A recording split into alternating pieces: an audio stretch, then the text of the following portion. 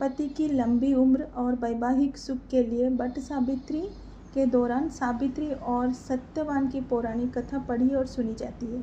यह कथा अटूट प्रेम, समर्पण और बुद्धि का प्रतीक है। सावित्री व्रत की संपूर्ण कथा। मद्र देश के राजा अश्वपति की कोई संतान नहीं थी। संतान प्राप्ति के लिए उन्होंने देवी सावित्री की कठोर तपस्या की। देवी प्रसन्न हुई और उन्हें एक तेजस्वी कन्या का आशीर्वाद दिया। राजा ने अपनी पुत्री का नाम सावित्री रखा। सत्यवान से विवाह। सावित्री बड़ी और अत्यंत रूपवान हुई। उसके लिए स्वयंवर का आयोजन किया गया, लेकिन सावित्री ने अपने लिए सत्यवान को चुना। सत्यवान साल्व देश के निर्वासित और अंधे राजा धूमसेन के पुत्र थे, जो जंगल में एक आश्रम में रहते थे। देवर्षि नारद ने सावित्री को बताया कि सत्यवान अल्पायु है और विवाह के बाद ठीक 1 वर्ष बाद उनकी मृत्यु हो जाएगी, लेकिन सावित्री अपने निर्णय पर अड़िग रही और सत्यवान से ही विवाह किया।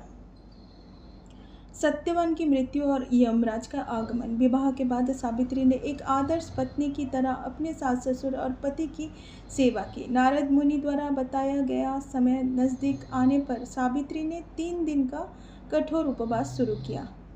सत्यवान की मृत्यु वाले दिन वह सत्यवान के साथ जंगल में लकड़ियां काटने गई। वहां अचानक सत्यवान के सिर में तेज दर्द हुआ और वह बेहोश होकर जमीन पर गिर गए। कुछ ही देर में वहां यमराज आए और सत्यवान के प्राण निकालकर ले जाने लगे। सावित्री भी निडर होकर यमराज के पीछे पीछे चल पड़ी। यमराज ने उसे कहा कि वह अपने पति के पास लौट जाए, लेकिन सावित्री ने कहा कि वह अपने पति के चरणों के बिना नहीं रह सकती।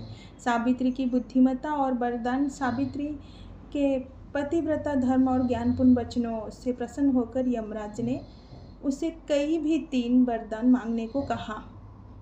पहला वरदान, सावित्री ने अपने सास ससुर के लिए आँखों की ज्योति को मांगा, और दूसरा वरदान, उनके राज्य वापस मांगा, और तीसरा वरदान, सावित्री ने अपने लिए सत्यवान से 100 तेजस्वी पुत्र का माँ बनने का वरदान मांगा।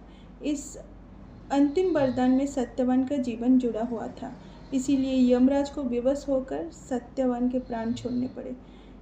और सावित्री एक पतिव्रता नारी थी, और यमराज और सावित्री अपने लौटकर उसी वट वृक्ष के पास चल पड़ी। सावित्री